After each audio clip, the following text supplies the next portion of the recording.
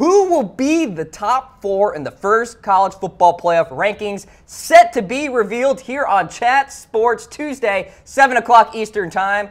Tom, I know you have your list. I think the top 3 is actually pretty clear, and maybe in some order. Alabama, Georgia, Notre Dame. The 4th spot, will it be Clemson? Yep. Will it be OSU? Will it be Oklahoma?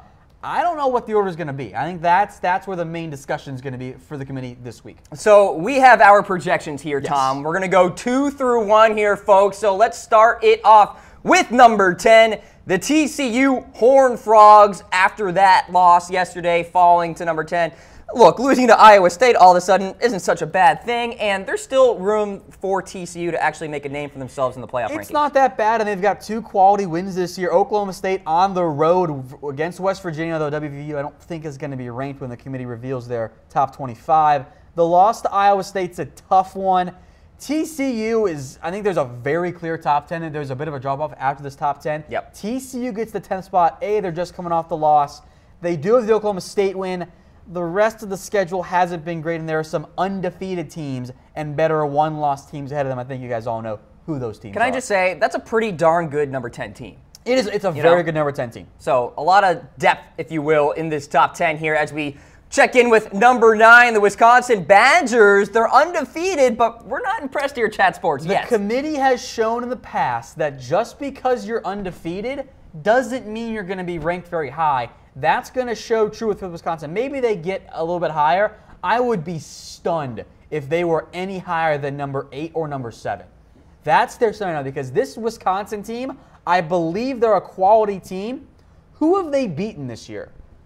I think their best win is either a home win against Northwestern or a road win over Nebraska. They have played nobody this year. Now, that means they're probably going to run the table and be undefeated, and they're going to keep going up in the committee's eyes.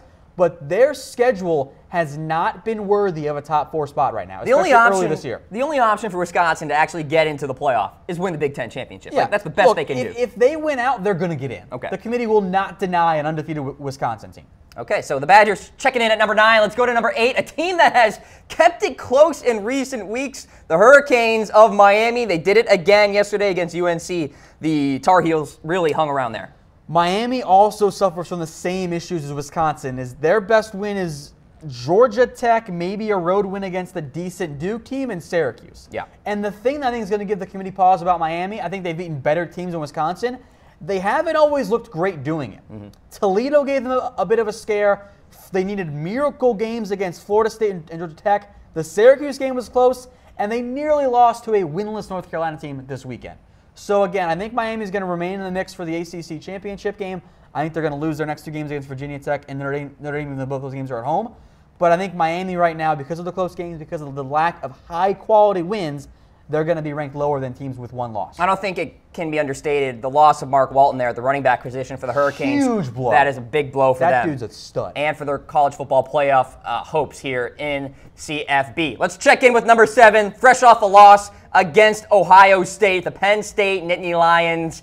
They got to win the Big Ten championship game now, Tom. And they have to find out, they need some help because they lost to OSU. So they are now the biggest fans of Michigan in the world. Right. Because they need Michigan to beat Ohio State. And then they need it badly. The thing that makes Penn State 7, the lower-ranked teams among these one-loss teams outside of TCU, the loss to OSU was a really narrow one. It's also a very quality loss, so that's a help for them. That's a big boost for them. But then you go try and find their best win. It's Michigan, a Michigan team that may or may not be ranked in the committee's top 25. Outside of that, it's a road win against Northwestern because Pitt has not been very good this year. So Penn State, I think, is a quality team. They're going to remain in the hunt to get in the CFP, but they're stuck outside the top 6 right now. Okay, that's number 7 in our college football playoff projections right now as we bring you on screen. Cam Rogers here alongside Tom Downey for college football recap. We're presented by Nittany and Maine. Fantastic quality performance fabric shirts, folks, that are great for any time of the year. They feel great. It's not this, crummy, shiny polyester, Tom, or this wrinkly cotton. No ironing, no dry cleaning needed. Fantastic product. My favorite shirt is my Nittany and Maine green one, which I can't wear because it turned into a hologram, so I can't wear it on air, unfortunately. There you go. But you can wear it wherever you'd like. So Nittany and Maine, comfortable.af. That's the website because they are comfortable as F. Let's move on to number 6 here in our college football playoff projections. The Clemson Tigers there at number 6. My question for you, Tom, will the committee give Clemson a bit of a pass because of the Kelly Bryant injury and that Syracuse loss? I'm actually very curious to see what happens because the first committee rankings give me an idea of how they are determining the order of importance in terms of their criteria. 6 through 4 is a toss-up, and you're splitting hairs right now. Right. Clemson has very good wins against Auburn. We thought the Louisville win was going to be good, but it turns out the Cardinals actually suck this year. The road win against Vatech might actually be their best win this year. The loss against Syracuse, of the top teams' losses in that 4 through 6 discussion, Oklahoma, Notre Dame, and Ohio State, and we'll call it 3 through 6. The Syracuse loss is by far the worst one, so that's why they're 6th. But with some good wins that they've had this year, I wouldn't be stunned if Clemson was actually 4. Okay. But I think that loss keeps them at 6. All right, so Clemson there at number 6. They play NC State next week. Let's go into number 5, the Ohio State Buckeyes. What a comeback win for them against Penn State. An 18-point comeback.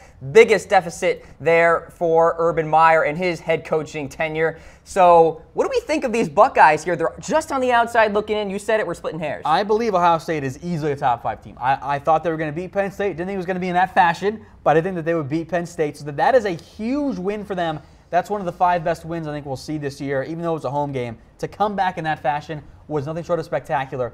The issue is they lost to Oklahoma. That was a big blow there. And that was at home. And then you think you guys know who's going to be number 4 here as we talk about it. Outside of the Penn State win, their best win is Nebraska or Indiana? Yeah. I don't know. Like, they don't have another quality win yet. It's a good team. We know the committee loves Ohio State because they kind of bend the rules to get Ohio State in. So I wouldn't be surprised if they were top 4. But I think they're going to be 5 behind our number 4 team, which we'll get to in just a second. They take on Iowa, then Michigan State. So a couple of quality-ish opponents there. Cam Rogers here on College Football Recap alongside Tom Downey. We're going through our college football playoff projections. Friendly reminder, our rankings revealance show will be Tuesday night, 7 o'clock Eastern time. Tom, you're very excited for that, I'm sure. I am very excited. I'm curious to see what the committee does, and hopefully they get something wrong so I can yell at them. That makes me fun. A heated Tom Downey is a good Tom Downey for broadcast media, ladies and gentlemen. I can't wait for our AP poll show coming up here in a couple hours. There you go. When Ohio State's like 3 in the polls, because of course they're going to be 3 in the polls. Okay, let's get into the bracket, my friend. Number 4, the Oklahoma Sooners. That one loss for them, Iowa State this year, not a bad loss at all. And look, Baker Mayfield getting it done. It's a quality loss now, baby. It is. Can you believe it? It's going to be a top 20, maybe top 15 Iowa State team once the committee reveals their projections. I have Oklahoma, and I think the committee has to do this. We cannot forget that Oklahoma went into Columbus and beat Ohio State by 2 scores. What's the point of playing good teams and beating them if you're going to be ranked below them? Oklahoma went into Columbus and beat the Buckeyes. That has to be the most important thing the committee looks at. I'm going to play devil's advocate, Tom. Okay. I think Ohio State if you want to play being wrong, okay. In that top 4. The Buckeyes should be in the top 4. The Sooners should be out. Why is that? Because I'm looking ahead here, Tom. They're going to play in Stillwater. Well, there's your mistake. Well, what do you mean there's my mistake? I'm projecting the season. No, we're looking at things right now, baby. Oh, but come on. They have Oklahoma State, then TCU, at KU, that's fine, whatever. Then West Virginia. They're going to lose at least one more game. I don't care. I'm looking at it right now. Where do things stand at this exact moment? And right now, Oklahoma has to be ahead of Ohio State. They won head-to-head. They have the same number of losses. If we're just going to ignore head-to-head, then what's the point of playing the damn season? Let's just pick the top 4 teams based on the preseason bowl. Well, there's just no point. I'm eye testing right now. Okay. And you look at the victories the last few weeks for Ohio State. Huge win over Penn State. Crushed Nebraska. Crushed my Terps. Crushed Rutgers. Oklahoma has hung around with Kansas State and other teams that are not very quality. The defense is bad. Mike Stoops, not doing a good job. Hey, look, they won the games. That's what matters. If we're doing eye tests, at that point it just becomes, oh, well, I don't have a good argument, so I'm just going to say that they're a better team. Look at Bobby. He's calling you out. You're clueless. No, Oklahoma beat Ohio State head-to-head. How does that not matter for anything anymore? What's the point of playing the damn games then?